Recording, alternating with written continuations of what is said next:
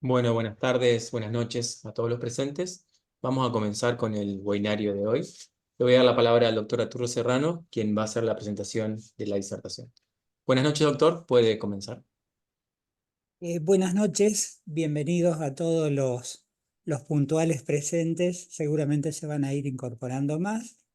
Hoy vamos a tener al doctor Pablo Ríos, un amigo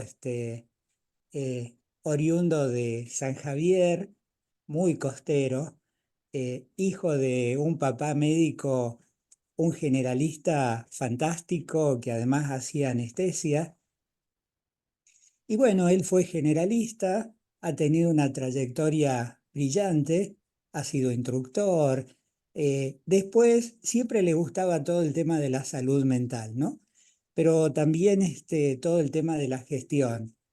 Muy involucrado, muy defensor de todas las políticas de Estado, de la gestión, con un muy buen desempeño en su momento en el Ministerio de Salud de la Nación, aquí en la provincia también, en Iapos. Actualmente está a cargo de ENATE, de todo el sistema preventivo de salud, que de paso, paso un chivo, es fantástico porque uno transita casi que en un solo día por todo, tiene una anamnesis por enfermería, un laboratorio que se puede hacer en el momento, después tiene cuando tiene todos los estudios, las interconsultas con todos los clínicos que hagan falta o todas las patologías que tenga.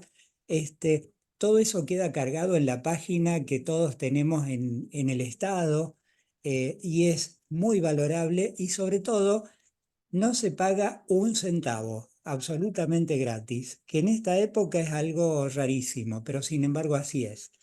Y bueno, y además se ha dedicado mucho al psicoanálisis y ahora está tratando, digamos, no sé cómo hace, pero lleva muy bien adelante todo el tema de la gestión, todo el tema de la salud mental, del psicoanálisis, y, es, y la vez pasada lo escuché en una radio de cómo afrontar todo esto que estamos viviendo con estos momentos, ¿no? Que son políticos asiagos, de incertidumbre, y nosotros de nuestra profesión. Así que vamos a prestarle mucha oreja.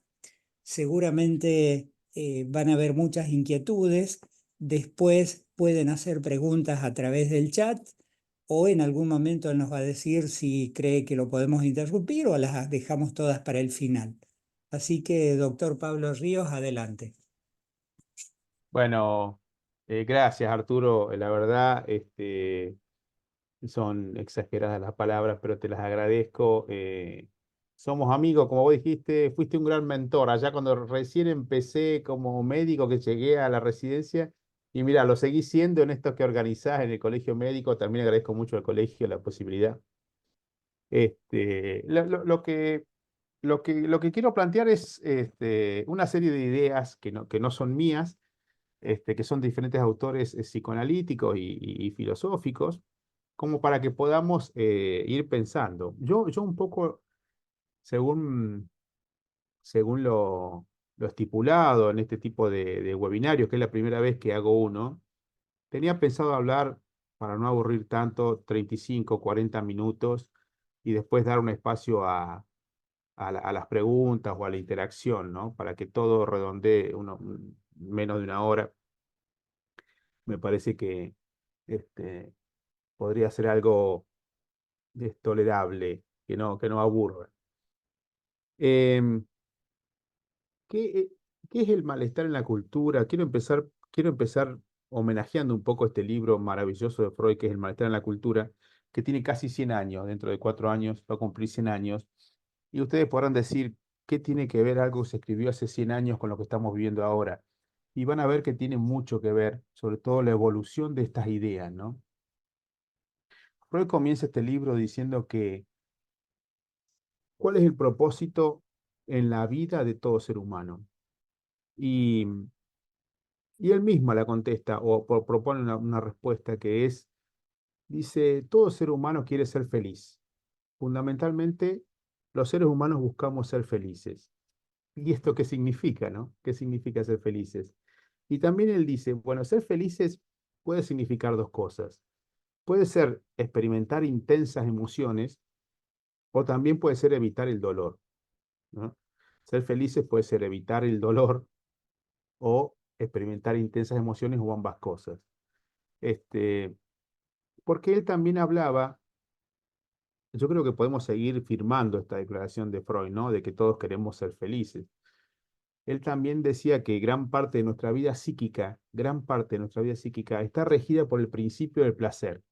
Es decir, que desde que somos pequeños y durante toda la vida hay como un mandato de nuestra vida psíquica que es ir tras el principio del placer. Eh, y que en el plan del ser humano, este, eh, no está, no está escrito ser feliz, ¿no? No está escrito ser feliz. Nosotros, a partir de un poco, a partir de Darwin y ese libro excepcional que se llama El gen egoísta, que muy probablemente muchos conozcan, está planteado como que la evolución del hombre tiene que ver con transferir genes, es decir, sobrevivir. En en esa tarea de sobrevivir, que puede ser muy ardua, muy difícil. Piensen en comunidades que habían vivido, que viven o vivieron en climas muy difíciles durante guerras, o durante catástrofes humanas o naturales, que sobrevivieron, que tuvieron hijos. O sea, el gen egoísta tiene un plan que es sobrevivir en otros seres humanos. Entonces, un poco, dice Freud, el, todos deseamos ser felices, pero hay tres cosas, hay tres fuentes muy importantes que todo el tiempo nos están impidiendo ser felices, ¿no? Uno dice el cuerpo propio. Creo que acá entra mucho la medicina, ¿no? El cuerpo propio, dice Freud. El cuerpo todo el tiempo nos está pasando facturas de alguna manera. Me puedo enfermar, envejecer, tener algún problema de salud. El cuerpo siempre es una sorpresa, ¿no? Em, la otra fuente que a veces atenta contra nuestra felicidad, dice, es el mundo exterior. El mundo exterior, porque permanentemente podemos estar teniendo sorpresas del mundo exterior, desde que hace frío o hace calor, a que hay tormentas, a que hay inundaciones, a que hay, bueno, crisis económicas. El mundo exterior es otra de los parámetros que puede atentar contra la felicidad del hombre. Y por último, la tercera, y, y una de las más importantes, es, dice, el vínculo con otros seres humanos, ¿no? El vínculo con otros seres humanos puede ser lo más doloroso, lo más satisfactorio, pero también tal vez lo más doloroso muchas veces, ¿no? A ver, el amor, el amor como algo que produce felicidad, la vida sexual dentro del amor, pero también el odio, el fracaso, el desamor, la ruptura de situaciones amorosas, dice la situación vincular. ¿Por qué? Porque siempre son insuficientes las normas que regulan los vínculos recíprocos entre los hombres, las mujeres, en la familia, en la sociedad o en el Estado. Nunca son suficientes, ¿no? Nunca hay leyes, normas, ni las puede haber, que regulen los vínculos humanos. Ustedes pueden pensar y pueden darse cuenta que la variabilidad de vínculos del ser humano es infinita, ¿no? La forma en que me relaciono con otros, la forma que puedo interactuar con otros seres humanos es infinita. Entonces, la verdad, sabemos que la felicidad no es otra cosa que momentos episódicos de dicha situación, ¿no? Nunca hay una felicidad permanente, nunca es que estamos exultantes y felices permanentemente, sino que son momentos y sobre todo, dice Freud, y es muy interesante, disfrutamos mucho del contraste, ¿no? Y muy poco del estado. O sea, del contraste significa que tenemos como una capacidad de reconocer mucho el contraste y decir, ah, esto es un poco la felicidad. ¿Qué significa? A ver, un ejemplo es si alguien tiene un trabajo que no le gusta o que sufre mucho, disfruta mucho de las vacaciones de ese trabajo, ¿no? Entonces hay un contraste ahí entre lo que no me gusta y lo que sé que me gusta. Esto va importante para lo que viene más adelante, ¿no? Disfrutamos mucho del contraste y de la repetición. La repetición es en un punto una de las señales de que ahí hay algo que me ha gustado, ¿no? Cuando uno tiene algo que le ha gustado, intenta repetirlo. Y muchas veces eso es un problema porque a veces se repite como que sin ton ni son, se repite sin ese plan de felicidad que alguno había intentado armar. Pero entonces, como Freud dice, y nosotros vamos a seguirlo un poco en esto, de que todo ser humano busca la felicidad, vamos a hacer una breve historia de la felicidad para después volver a Freud con esto del malestar en la cultura.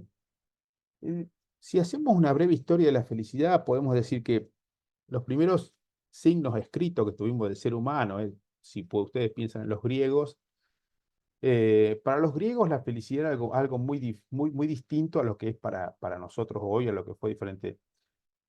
Para los griegos la felicidad tenía que ver con la mesura, ¿no? Ellos decían que los bienes materiales no daban la felicidad, que uno podía, mejor si tenía bienes materiales, si tenía amor, si tenía todo eso, pero la felicidad estaba en la mesura, en la justa medida, en gozar de los placeres sin abusar. De ahí viene un concepto muy interesante de los griegos que es el ibris. Uno de los peores pecados, uno de los peores pecados para los griegos, lejos de la felicidad, era el ibris. ¿Qué era el ibris? Era pecar de desmesura o soberbia, ¿no?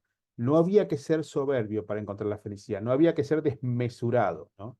¿Por qué? Porque ser soberbio, desmesurado era atentar contra los dioses, era intentar que el ser humano sea más que los dioses o llegue más alto que los dioses, ¿no? Y acá viene interesante algo de la mitología, que es algo que también siempre me gusta traer en todo tipo de charla de clase, o es algo que me gusta investigar.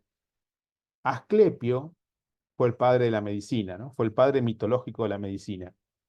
Asclepio era hijo de un dios y fue dado a su enseñanza al centauro Quirón. El centauro Quirón era mitad hombre y mitad caballo, era un ser mítico también, y al ser hombre y animal conocía todas las artes de la medicina, sabía cómo curar. Entonces le enseña a Asclepio, ese médico divino, médico mítico, le enseña cómo curar. Sin embargo, Asclepio comete el pecado de ibris. Asclepio va y resucita a un muerto. Cuando resucita a un muerto, atenta contra el poder de los dioses, porque quiso ser como los dioses, comete ibris, desmesura, soberbia, y Zeus lo fulmina con un rayo. Como ustedes bien, si hay médicos en la sala, lo saben bien, lo fulmina con un rayo, Asclepio, por haber resucitado a los muertos. De acá viene toda una discusión de la medicina excesiva, mantener con vida a la gente cuando no corresponde, todas esas cosas. Pero viene algo interesante que los mitos que todavía están en nuestros recetarios y a lo mejor no lo sabemos. Ustedes saben que cuando el recetario dice RP y hay una raya, ustedes ya no lo veo tanto, pero me acuerdo que los recetarios antes que hacíamos nosotros o que traían los laboratorios, siempre es un recetario que dice el nombre del médico y después están las palabras RP y una raya atravesada. RP es en latín receipt patient, que significa receta al paciente o entrega al paciente, y la raya que viene después, una raya oblicua, significa el rayo de Zeus. Significa y le recuerda al médico que no puede ser más que los dioses. Es decir, que el médico no puede abusar de su poder. Es muy interesante que lo tenemos todos los días frente a nosotros y no reflexionamos a veces del abuso de poder. Lo está diciendo un psiquiatra que tiene la especialidad de psiquiatría. Ustedes saben bien que tiene una historia de abuso y de durante muchos años del siglo pasado, internaciones sin sentido. Bueno, de ahí viene la ley de salud mental, un poco para poner bienvenida ese tipo de ley, para poner límite a la desmesura de los médicos que pasa en diferentes especialidades, ¿no? Yo hablo de la que conozco. Luego de los griegos, primer punto, en ese entonces la felicidad era cultural. La felicidad era lo que los otros decían que es ser feliz. En aquel aspecto con los griegos, la mesura. Luego viene, a partir del siglo III, con el cristianismo, eh, lo que es ser feliz para el cristiano. Y a partir de ahí podemos ver que para el cristianismo, para la cultura occidental, está muy teñida del dolor, ¿no? Del sacrificio. El cristianismo viene con la noticia de que si bien lo pasamos mal en esta tierra, que vamos a sufrir, que vamos a tener malestar en la cultura, vamos a tener un placer en el cielo, vamos a tener paz y felicidad en el cielo. Eh, Viene la historia de El paraíso terrenal, la Divina Comedia, el Dante Alighieri, todo lo que es pensar que si me va mal en este mundo, como de hecho me va, porque imagínense los primeros cristianos eran perseguidos, los leones en el circo romano, etcétera, y de ahí en más las imágenes de Jesucristo crucificado, las imágenes de que el dolor tiene sentido, el dolor, el sacrificio, sufrimiento tiene sentido. Entonces a lo mejor se podía ser feliz en el sufrimiento.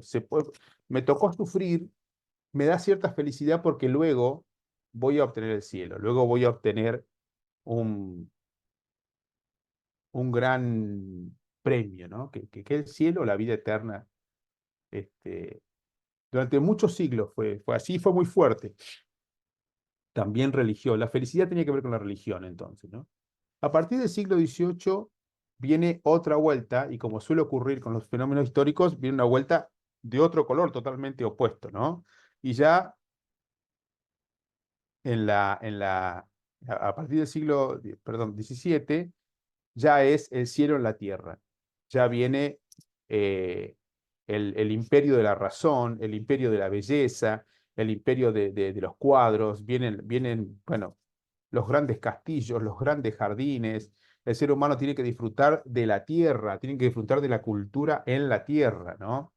La felicidad hay que vivirla acá en la tierra.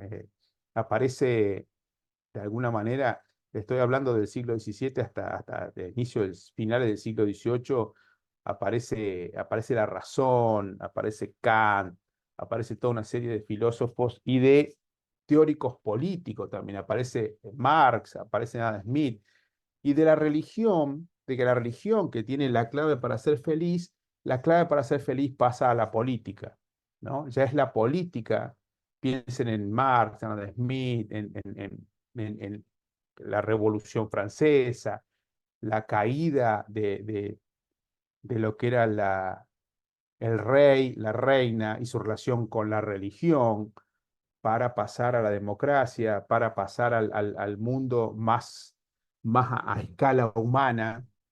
Eh, Esta es la época de, bueno, Bach, Mozart, la época donde la felicidad tenía que ver con, bueno, hay que disfrutar acá en la tierra. A partir ya del fines del siglo XVIII y sobre todo del siglo XX, aparece la felicidad relacionada con el consumo, ¿no? Con el consumo de masas. La revolución industrial, los bienes más baratos, el enriquecimiento masivo de muchísima gente, sobre todo del primer mundo, no tanto de nuestra zona. En nuestra zona también muy pocos. Entonces, la felicidad ya empieza a tener que ver con el consumo, ¿no? ¿No? El consumo de bienes, el consumo de bienes, y ahí aparece un poco lo que Marx y luego Lacan también llaman el fetichismo de las mercancías, el fetichismo de decir, bueno, hoy el fetichismo sería, tengo un iPhone, ¿no? Tengo un producto que es casi fetiche porque es un teléfono con una marca y lo que importa es la marca. En ese momento tengo un diamante en aquel momento, o tengo un Forte, no sé.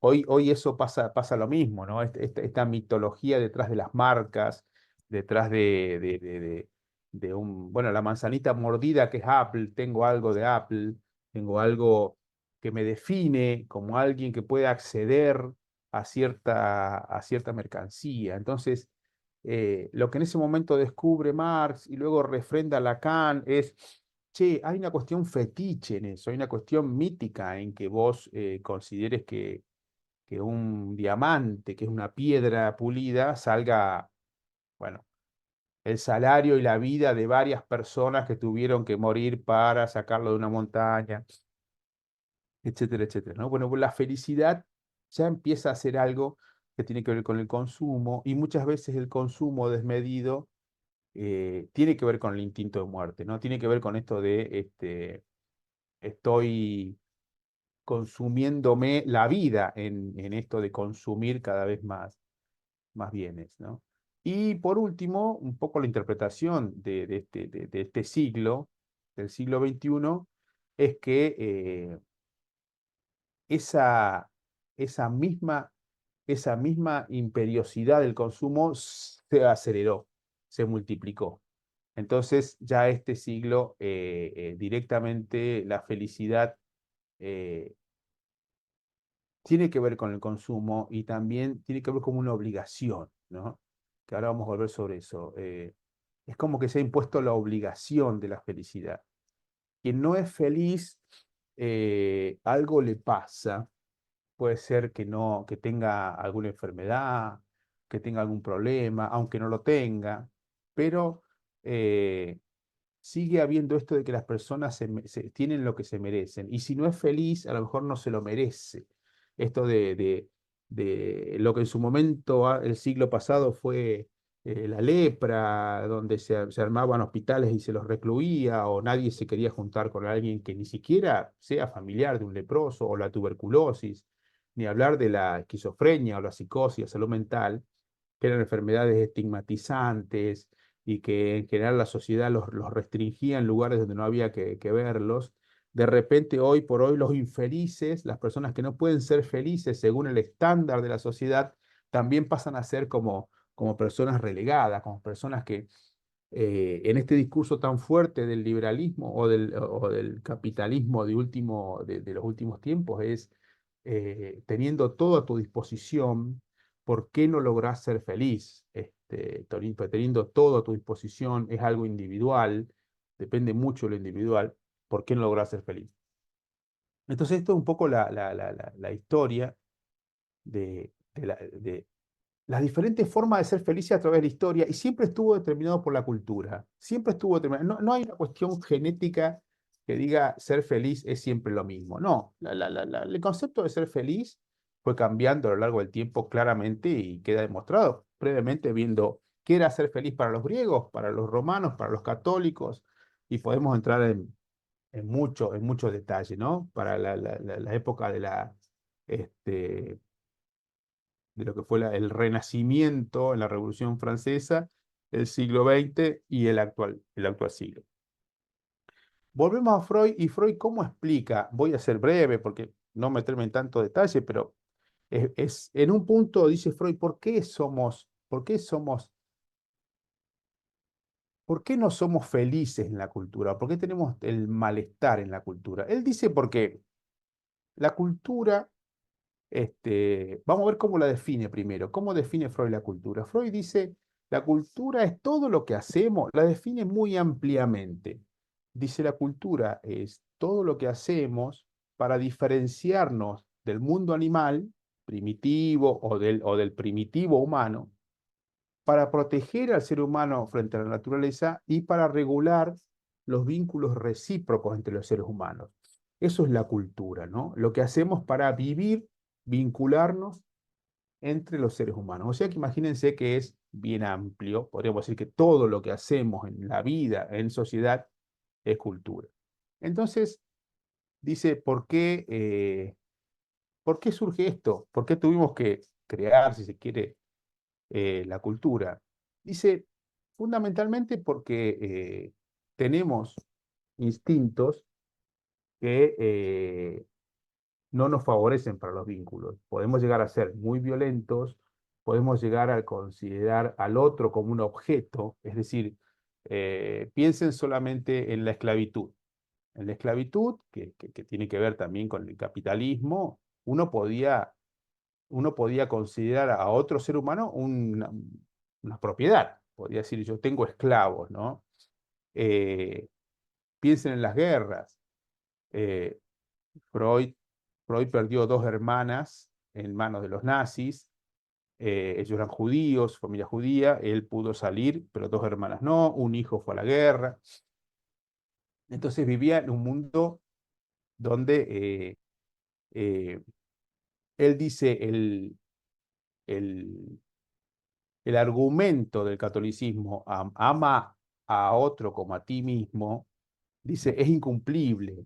Eh, ese argumento está bien en la Biblia porque está diciendo, es tan difícil, es tan fuerte el instinto agresivo o el instinto a lo mejor del hombre de abusar de otro hombre, como ocurre en las guerras religiosas, en la esclavitud, que está bien que alguien en relación a la religión haya dicho ama al prójimo como a ti mismo, pero dice claramente es incumplible porque lleva a que eso realmente no se pueda ni siquiera implementar. Se puede llegar cerca, se puede hacer el esfuerzo, puede ser que gracias a ese precepto mucha gente haya pensado en el otro, haya hecho el esfuerzo por contener e integrar al otro, pero claramente es un esfuerzo, ¿no? Claramente no es natural, dice Freud, no es natural. Ojalá tendamos a eso, pero no es natural. La cultura lo tiene que apoyar, lo tiene que en algún momento apuntalar permanentemente. Entonces, eh, ¿qué es lo que Freud decía? El ser humano puede considerar al otro un objeto.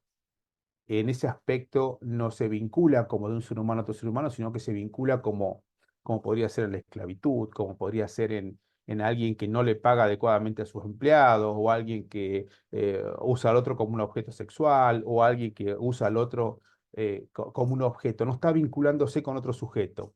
Ahí entramos en el concepto de sujeto y de objeto. No se está vinculando con otro sujeto, sino que se está vinculando con un objeto.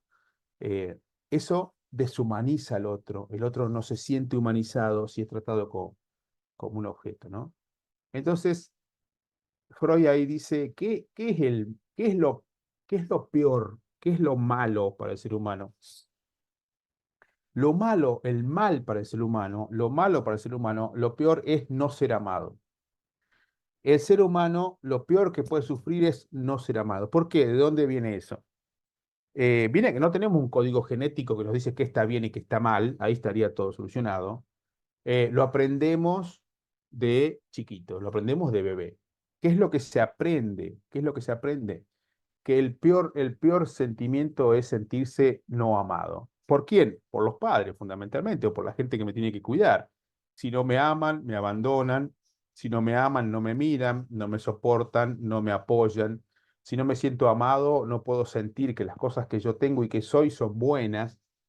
Eh, entonces, ¿qué hago para sentirme amado? ¿Qué hace un bebé? ¿Qué hace el ser humano para sentirse amado? Bueno, empieza a internalizar las normas de esos padres para que me amen.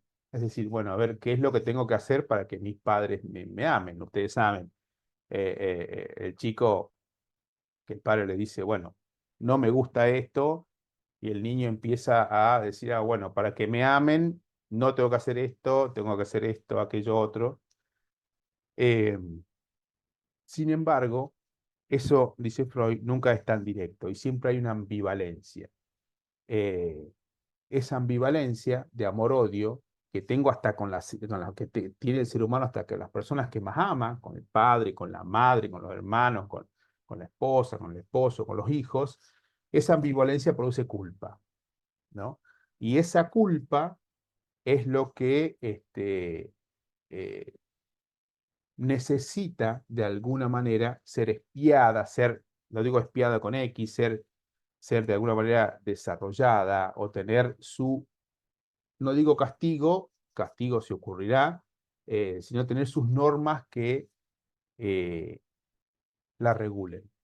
Entonces, ese instinto fuerte por satisfacer mis necesidades, se encuentra con que si yo satisfago algunas necesidades que pueden ser violentas, tomar al otro como objeto, etcétera, pierdo la falta de amor, se traslada a la sociedad. Entonces la sociedad con sus leyes, con sus normas, con sus jueces, con sus maestros en la escuela, con sus médicos, que los médicos también tenemos mucho que ver en esto de normativas, a ver, muchos médicos, normativas de salud, que es ser sano, ¿no? Con lo peligroso que significa, normativas de salud, que a veces puede ser muy excesiva. La sociedad toma un poco eso que el niño había tomado internamente con su familia, entonces produce un fuerte malestar. ¿Qué es lo que produce el malestar? Termina diciendo Freud, y lo hago muy sintético, termina produciendo mucha culpa y esa culpa me produce malestar. Entonces, en aquel momento, Freud, esa instancia interna que tenemos que produce mucha culpa se llama superyo. El superyo que tenemos, que es inconsciente en gran parte, está tomado de lo que mis padres querían que yo haga para ser amado y luego la sociedad necesita que yo haga para ser considerado, para que me tengan en cuenta, para tener un trabajo, para tener familia, para tener vacaciones o para tener plata, me produce un malestar. Ese malestar tiene que ver con la culpa, porque ese super yo, si bien a lo mejor yo no he cometido ningún delito ante la sociedad, tengo ideas, impulsos de cometerlos o de transgredir alguna norma si nadie me ve. Muchas personas que tienen un fuerte super yo, y en aquel momento pasaba mucho, sufren mucho y terminan en neurosis. ¿Qué es neurosis? Es básicamente sufrir mucha angustia, mucho dolor por el peso de vivir, ¿no? Por lo que tengo que hacer en relación a las relaciones humanas, a mi trabajo, etc. Fobias, obsesiones, trastorno de pánico, todas las cosas que no han desaparecido, se ven y cada vez más, ¿no? Entonces, Freud en aquel momento dice, hay mucha represión de la sociedad para con las personas. Dice, ojo, la cultura de la religión. La religión es muy dura con los seres humanos por el pecado, bueno, en aquel momento había toda una cuestión, piensen un poco en lo victoriano, ¿no? Relaciones sexuales, muy mal vista, era pecaminoso, forma de vestirse, si no participabas en la comunidad, si no participabas de la iglesia, si no participabas de la sociedad haciendo cosas buenas, y más si no tenías plata, si seguías siendo pobre y no podías ser rico, eras muy castigado desde el punto de vista social, ¿no? Cancelado, dirían hoy los pibes, ¿no? Eras cancelado. Eso enfermaba a las personas. Freud dice, la gente se enferma porque la cultura en general no le está dando un lugar, aflojarle un poco, aflójenle un poco al ser humano, decía Freud en aquel momento, se lo decía a la religión, se lo decía a la política, se lo decía a la sociedad, a las normas sociales, aflójenle un poco, el ser humano a veces se tiene que divorciar, ¿no? Si alguien se divorciaba quedaba condenado para toda la vida. A veces el ser humano no puede hacer plata porque tiene diferentes situaciones, no puede hacer plata, era condenado para toda la vida. O no iba a la iglesia, o era ateo, no sé, como era Freud. Y él decía, la cultura enferma. Luego, un poco lo que eh, se retoma en, en el tiempo moderno, nosotros hoy podríamos decir, ustedes me podrían decir, bueno, Pablo, pero hoy ya no pasa eso, hoy ya no pasa eso. Hoy hay mucha más libertad, por suerte, hoy hay libertad de culto, hoy hay libertad de género, hoy la sociedad es otra, la cultura es otra. Y ahí aparece Lacan tomando el mismo espíritu del texto de Freud, de Materia de la Cultura, y dice, Freud tenía razón aún hoy, porque ya Dostoyevsky, cuando ve venir todo esto de la disminución de la importancia de la religión, hablo del mundo occidental, hablo del mundo occidental, no podemos decir lo mismo de países orientales, el análisis sería totalmente diferente, ¿no? Ustedes imagínense que yo estoy diciendo esto y alguien me podría decir, Pablo, pero hay países que son teocráticos, es decir, está Irán, donde es teocrático. Bueno, tendríamos que hacer otro análisis y a lo mejor ahí sí va más el análisis de 1930, cuando Freud escribió El malestar en la cultura, ¿no? Pero bueno, hablando del mundo occidental hoy, uno puede decir, hay muchas cosas que han mejorado respecto de la represión, de la represión de la cultura o de la sociedad. Y ahí viene, y sin embargo nos sentimos mal. Uno ve que hay mucho malestar en la cultura, muy intenso. Y, y uno podría decir, lo que dijo Lacan tiene que ver, porque Lacan toma a Dostoyevsky, que Dostoyevsky dice, bueno, Dios ha muerto. Ya llega un momento del principio del siglo que se dice Dios ha muerto, este, en varios sentidos.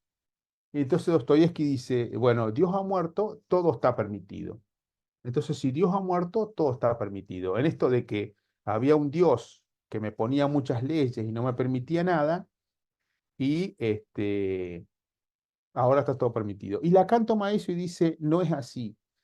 Lacan dice, si Dios ha muerto, nada está permitido. ¿Y eso cómo se interpreta? Eh, Básicamente porque si yo dejo a muchas personas sin ningún tipo de anclaje a dónde agarrarse para saber qué está bien y qué está mal, puede ser que su propio super yo sea tan exigente con esa persona que no le deje hacer nada, que no le deje hacer nada directamente. Te pongo un ejemplo que me gusta mucho y que siempre pongo. Ustedes imagínense la conducta de un padre para con sus hijos. La conducta de un padre como era antes, tal vez ustedes lo vivieron sin duda, que un padre le decía a sus hijos, le decía a su hijo o a su hija que estaba jugando y le decía, bueno, cambiate que vamos a ir a visitar a los abuelos. Y el hijo decía, no tengo a esos abuelos. Y el padre le decía, sí, vamos a ir a ver a los abuelos. Punto. No había explicación. Vamos a ir a ver a los abuelos. Ese chico se enojaba, puteaba, pero se cambiaba, iba a ver a los abuelos. Ahí era claro el deseo del padre y la madre. Yo deseo ir a ver a los abuelos y vos venís con nosotros a ver a los abuelos. Ahí se le daba una posibilidad al chico. Pareciera que no, pero se le da una posibilidad que es rebelarse internamente contra ese padre y luego poder elaborar esa frustración, ¿no? Estoy hablando de un padre medianamente normal, no estoy hablando de un padre que si no quería ir lo agarraba sin tazos o lo encadenaba, no, no. Estoy hablando de un padre que tenía una relación de amor con ese hijo, se lo decía desde el amor. Eso en un punto era muy claro. ¿Por qué tengo que ir a ver a mi abuelo? Porque yo lo digo, punto. Versus muchos padres modernos que, por no ser como esos padres, que muchas veces se confunde con autoritarios o violentos, no estoy hablando de eso, le dicen a su hijo, me gustaría que vayamos a ver a los abuelos, pero no te lo quiero imponer.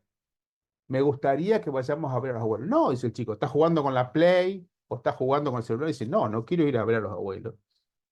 Ah, bueno, porque qué pena, ¿cómo le gustaría a tu abuelo que vos quisieras ir a verlo? Entonces, acá hay una imposición muy difícil que no es que los padres dicen, yo quiero tal cosa, sino que dicen, yo quiero que vos lo quieras.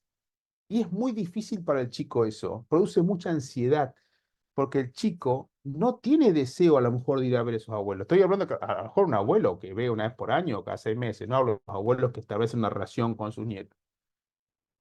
Y pasa lo mismo con toda la sociedad. La sociedad exige que vos lo desees. Ese chico se pone muy ansioso porque el padre no está siendo claro respecto a su deseo.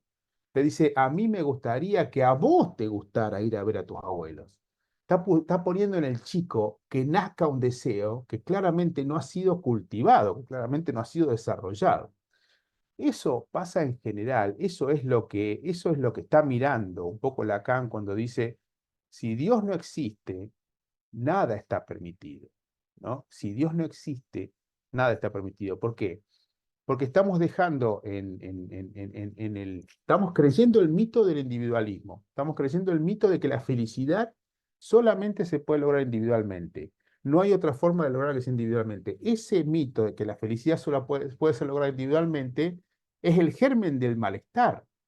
Hoy es feliz quien dice que es feliz. Entonces, todos los guruses de la felicidad, los gurúes de la felicidad, dicen: vos tenés todo el derecho de ser feliz, salí y declamalo, decirlo en las redes sociales, en todos lados, porque si no, la gente va a pensar que estás enfermo, o la gente va a pensar que fuiste insuficiente. Y en realidad la felicidad no pasa por otro lado que no sea por los vínculos. No hay otra forma de ser feliz que no sea a través de los vínculos. Sí, ustedes me pueden decir, hay una asceta, un yogi asceta hindú que vive en la montaña hace 30 años y es feliz. Perfecto, pero vive en la montaña hace 30 años absolutamente desconectado de todo, y eso no es la vida que quiere cada uno de ustedes. Yo creo que todo el mundo tiene una familia, o quiere trabajar, o quiere tener hijos, o no, si no quiere tener hijos, quiere tener ciencia, cultura, arte, lo que sea. Puede tener deseos de sentirse sublimado o expresado en muchas cosas, ¿no? Entonces, bueno, voy a ir cerrando porque ya estoy como para terminar. Quiero decir, ¿cómo juega el psicoanálisis en todo esto? El psicoanálisis en esta línea es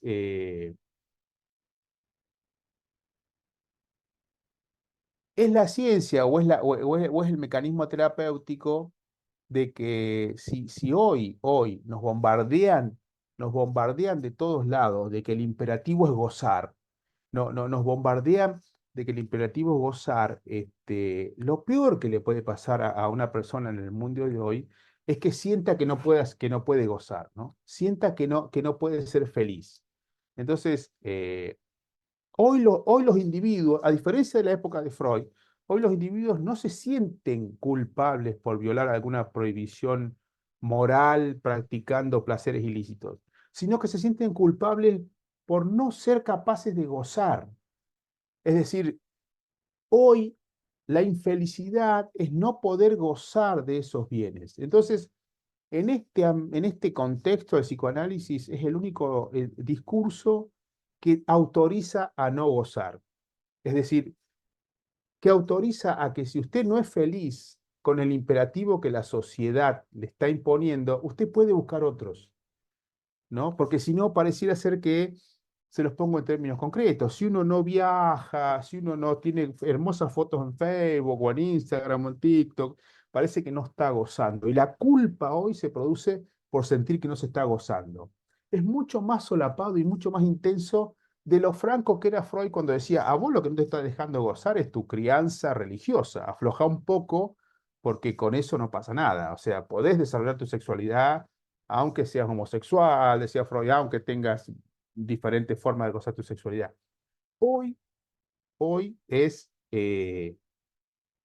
no solamente gozar eso, sino estar autorizados por la sociedad para gozarlo y mostrarlo, ¿no? Permanentemente. Entonces, el psicoanálisis viene a ser como esa especie de lugar donde no proscribimos el goce, sino que se alivia a los pacientes de la presión de no tener que cumplir con él todo el tiempo y según las normas de esta cultura tan difícil que nos contiene, ¿no?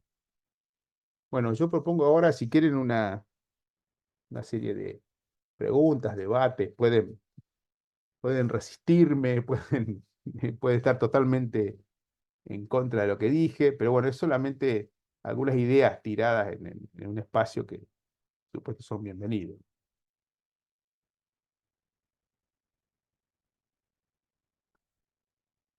Bueno, genial, Pablo. Eh, Estoy tratando de leer los chats que hay. En realidad, Ramiro Uber nos saluda a todos desde Hola Firmat. Ramiro. eh, y no hay muchas preguntas desde Malabrigo también. eh, Excelente charla. Florencia pregunta algo de los estoicos, para que se me escapó. ¿Qué ocurre con los estoicos? Eso es buenísimo. ellos tenían, no sé por dónde lo trae Florencia, pero es genial. Un poco tenían esto de la felicidad al modo estoico, que no sé si viene por ahí la pregunta, tampoco sé mucho el tema, pero que tenía que ver con esto de cómo aprender de los placeres sensuales de la vida, cómo aprender y desarrollar la sensualidad de la vida, ¿no? A comer, a tomar, a beber y hacer de eso casi como una religión, casi como una forma masiva de la felicidad. Eh, Tal vez hoy lo agarraría un médico y le diría, bueno, pero vamos a hacer unos análisis, a ver cómo está el colesterol y todo eso, y a lo mejor los estoicos tenían que terminar con su filosofía. No sé si es por ahí, pero es interesante. Tiene que ver, muy buena la pregunta o el aporte, con la cultura, con lo cultural, o sea, cómo la felicidad tiene un enmarque cultural siempre, siempre. El que dice, eh, yo soy feliz solo o logré la felicidad por mi cuenta, no es del todo cierto, porque vivimos en una cultura y claramente si sos feliz, algo de la cultura te está imponiendo esa felicidad o esa forma de ser feliz, ¿no? Pido disculpas porque leí la primera parte, no es Florencia, es Florencio Castoldi, un Ah, amigo de buenísimo, Esperanza, cardiólogo también buenísimo, médico Florencio. general. Este, Ojalá que haya respondido a la respuesta. Nos dice Federico Ríos, reforzar esa idea del goce doctor es un gran descubrimiento. Buenísimo, gracias, Federico, hermano. Perdón, Ramiro Uber levantó la mano, no sé si quiere hablar, ahora le voy a permitir habilitar el micrófono. Si quieres hablar, Ramiro, ya puedes activar tu micrófono y podés hacerlo. Hola, Hola, Ramiro. ¿me escuchan? Qué Sí, lo Escuchamos gusto, escuchamos. perfecto. bienvenido. Bueno, bueno, dos o tres cositas me surgen plantear. La primera, la alegría y la felicidad de verlo a Arturo y a Pablo en estas circunstancias, compartir este espacio, este momento. La segunda cuestión es que se me ocurría cuando vos decías, Pablo, de la condicionamiento de la felicidad por el cuerpo propio, el mundo exterior y los vínculos. Eh, en mi caso, justamente a partir del problema crónico de salud, donde el cuerpo propio entra a fallar un poco, eh, me da la impresión de que los vínculos y hasta a veces las cuestiones del mundo exterior toman un realce, un valor más potente para compensar esa debilidad del cuerpo propio. Eh, y y me parece que me gustaría ver si vos podés plantear algo respecto de eso. Dos cositas más y me callo.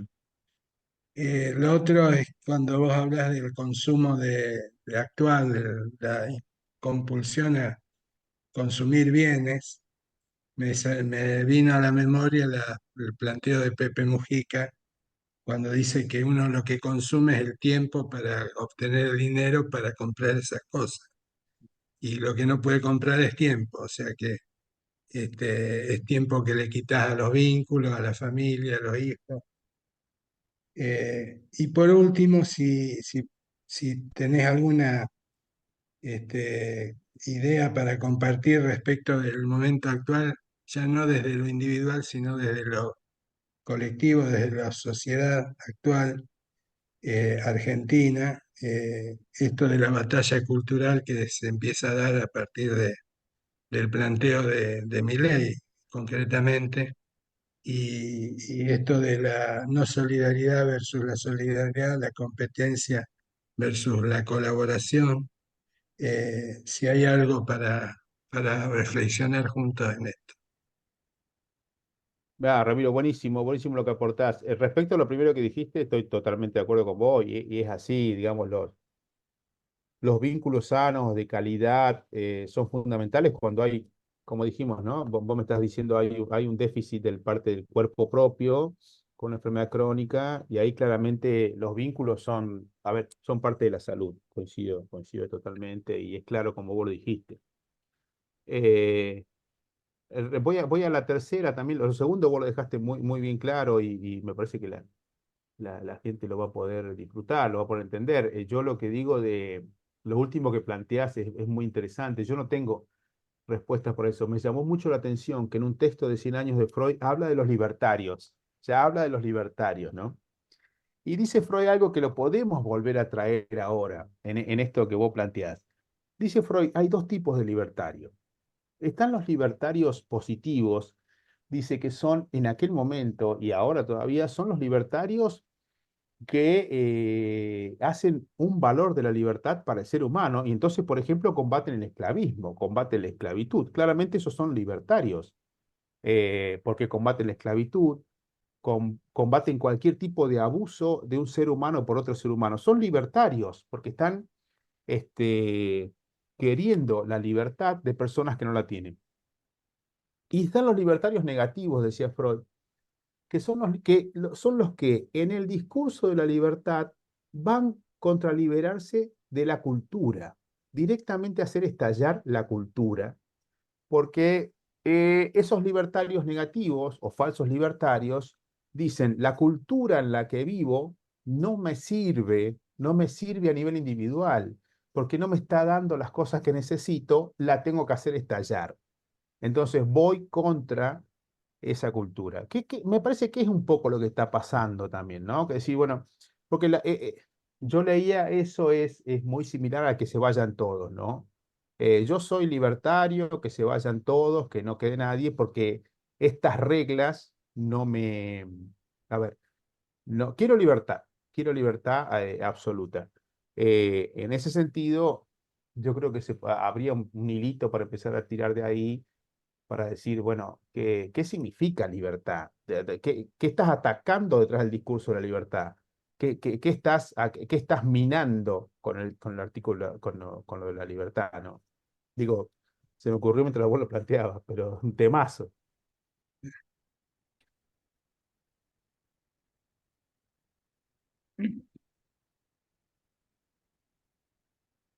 Eh, Ahí Florencio dice, quisiera saber si la actual crisis social humanitaria a nivel mundial no lleva al individuo a aislarse. Eh, Florencio está muy bueno y yo lo vería al revés también. O sea, y yo creo que en parte sí, pero también, ¿no será que esa crisis social humanitaria devino del aislamiento del ser humano? Vos sabés que esta semana hay dos noticias que me llamaron la atención. Una noticia de que en Canadá no reclaman a los muertos. No reclaman a los muertos. Es un problema ya del gobierno. El gobierno tiene un problema porque no reclaman a los muertos. La gente se muere y los familiares no lo reclaman. Dicen ahí particularmente porque es una cuestión económica. Yo creo que supera mucho la cuestión económica. Hay otra cuestión, hay otra cuestión de los vínculos. Hay un desasosiego, un debilitamiento de los vínculos, porque la gente no reclamaría a sus muertos, ¿no? Y el otro tema, lo dejo así planteado, porque tiene que ver con lo que dice Florencio. El otro tema es el síndrome del Haki-Kimoro. Haki-Kimoro empezó en Japón, y los japoneses le pusieron nombre, esos chicos que quedan encerrados años en su casa y no salen. Quedan encerrados años con la computadora, viviendo con sus padres, y ya se ha transformado también en un problema de salud. Está pasando en el mundo. Yo creo que quién no conoce ya a familias donde su chico de 30 años, no sale de la casa, casi que no sale de la casa, no se ha relacionado, no ha establecido vínculos, no ha terminado de estudiar, no trabaja. No estoy hablando de chicos con alguna enfermedad, ¿eh? No, estoy hablando de chicos absolutamente capaces de desarrollarse en la vida y se han quedado encerrados con una computadora en una pieza. Entonces, la crisis social humanitaria devino o produjo individuos que se aíslan o el aislamiento produjo crisis social humanitaria. Ahí estamos, el huevo o la gallina, me parece. Una cuestión también que tiene mucho que ver con esto es el tema de la fractura, de la grieta que tenemos en la sociedad, ¿no? Nos hemos vuelto intolerantes para el pensamiento del otro y lo único que vale es lo nuestro y no escuchamos otra cosa que nuestra conciencia. Exacto. Que, que claro, y la conciencia social, ¿no? La conciencia es social, que puede ser, digo cultural, no social, es cultural. Eh, Puede ser cultural libertaria, puede ser cultural más democrática, puede ser cultural, como decía, ¿no? Yo lo puedo considerar al otro lo puedo considerar un objeto, lo puedo considerar un rival, lo puedo considerar una amenaza o lo puedo considerar un compañero, compañere, compañera, compañero. De todas las opciones, la opción de considerarlo un compañero es, en mi punto de vista, la única saludable, la única que produce una humanización del otro. Las otras versiones producen un decaimiento fuerte de la humanización del otro. Y por supuesto falta de salud, ¿no? A la larga siempre los vínculos deteriorados producen falta de salud, sin duda. Eh, Uno de los planteos había sido profesionalmente cómo nosotros podemos, eh, obviamente para optimizar la consulta necesitamos conocimientos, qué sé yo, humanidad, una serie de cosas, pero también cómo podemos ayudar a esta sociedad que está tan compleja, ¿no? Es muy fácil por ahí, eh, qué sé yo, prescribir una medicación, pero es muy difícil tratar de, en los conflictos humanos, que son tremendamente complejos y que tienen muchas aristas y muchos componentes, cómo nosotros desde la parte médica podemos acompañar todo esto, porque veo que tenemos colegas de muchísimos lugares, varias especialidades, y yo creo que todos preocupados por esto, ¿no? Que toda esta situación coyuntural que nos está pasando nos altera, nos atraviesa y cómo tratamos de mantener una buena salud más allá de los vínculos y todo lo demás como para ser efectivos como médicos.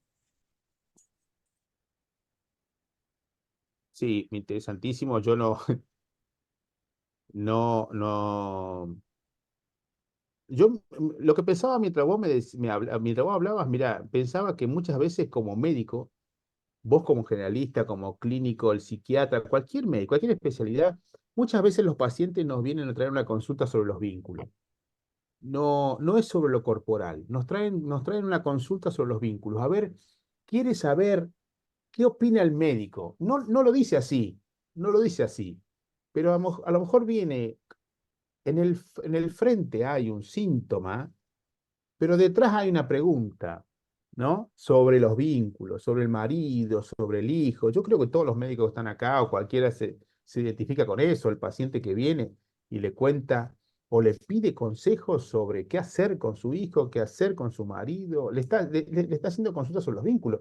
Un poco como decía Ramiro, los vínculos en salud son más importantes, mucho más importantes de cuánto tengo la presión en este momento o si tengo una enfermedad crónica que es incurable, ¿no?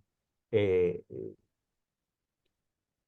eh, no sé si apuntabas a eso, pero a ver, de alguna u otra manera, los, los médicos en esto de la felicidad, tenemos que hacer un mea culpa que hemos metido mucho la pata, o sea, la felicidad y el clonazepam, la felicidad y la estética, la felicidad y el peso, la felicidad, o sea, eh, no sé si estamos hemos discutido tanto, deberíamos discutir más cuál es nuestro rol respecto de hacer feliz a la gente. Sí, claramente no es nuestro rol, pero tampoco es nuestro rol por ahí darle, a ver, falsas expectativas de felicidad a la gente con una medicación. Y lo digo claramente como psiquiatra, ¿no? Este, la sobremedicación en ese sentido, o la sobremedicación de chicos, o la prolongación artificial de la vida. Bueno, todas esas cosas claramente no tienen que ver con la felicidad. No tienen que ver con la felicidad. Tiene que ver con la tranquilidad del médico muchas veces. Tiene que ver con que me quedo tranquilo porque le di algo bueno, y nada más. A lo mejor me meto en problemas con esto, pero yo creo que con usted, con vos, con Ramiro, con gente que siempre lo discutimos, esto lo hemos hablado. En medicina preventiva parece ser de que hay una expectativa de vida mucho mayor en quien tiene vínculos fuertes, ¿no? Sí, De amistad. sí, Eso es terminante, como el que toma sí, vino tinto y sí. bueno, y chicoria con ajo. Es- Florencio quiere hablar. aunque el ajo te espante los vínculos, ¿no? Perdón, doctor. Ahí Florencio Castoldi quiere levantar la mano para hablar. Le voy a habilitar el Ah, micrófono. perfecto, sí, sí. ¿Quiere hablar? Ya puede activar su micrófono. Si no. Reactivar audio. ¿Me escuchás ahí? Sí, ahí Sí, lo Hola. perfecto. Sí, porque esto, acordate la edad que tengo para manejar esto. Primero, muy bien, Pablo, excelente, te felicito y me devolviste la pelota con el tema del aislamiento, como esperaba que me la devolviera. Arturo, estoy con vos en el tema de que eh, no, y que tenemos que empezar los médicos, o sea, el tema de la intolerancia, estoy hablando, de la intolerancia que no de los médicos, sino del ser humano. Vos sabés que, me conocéis y sabés que siempre he dicho, nadie es dueño de la verdad, cada uno tiene su verdad, y yo tengo que entrar a aceptar que los otros tienen razón en muchas cosas, y voy a aprender. Yo creo que la función primordial como médico, y más que como médico, como adulto y con determinada formación, es lograrle hacer ver a gente joven que tiene que ser abierta. O sea, no porque yo sea católico, apostólico, romano, no voy a aceptar a los judíos o no voy a aceptar a, qué sé yo, a los budistas. O sea, cada uno tiene derecho a tener una creencia religiosa, por ejemplo. No porque yo tengo un ideal político, no voy a aceptar que otro tenga un ideal totalmente distinto al mío. Pero tengo que, al contrario, ser lo suficientemente abierto y aprovecharlo para ver qué puedo sacar de bueno de lo cómo piensa el otro. Yo creo que, discúlpame, más que hacerte una pregunta, eh, quería hacer decir lo que pienso. Creo que como médico, ¿no es cierto? Antes teníamos más tiempo para sentarnos y hablar con el paciente, o la paciente, o como quieras decirlo. Este, y a veces esos minutos que le dedicamos a los pacientes, la presión ya se le bajaba. Si estaba hipertenso, ya se normaliza. Sí, Quiere escucharlo. Hoy en día la situación social, económica, le busquemos el pelo al huevo donde quieras. Pero en general, la mayoría de los profesionales no escuchamos a los pacientes cuando vienen a contarnos a lo mejor un problema familiar de pareja. Eso es lo que quería aportar. Gracias.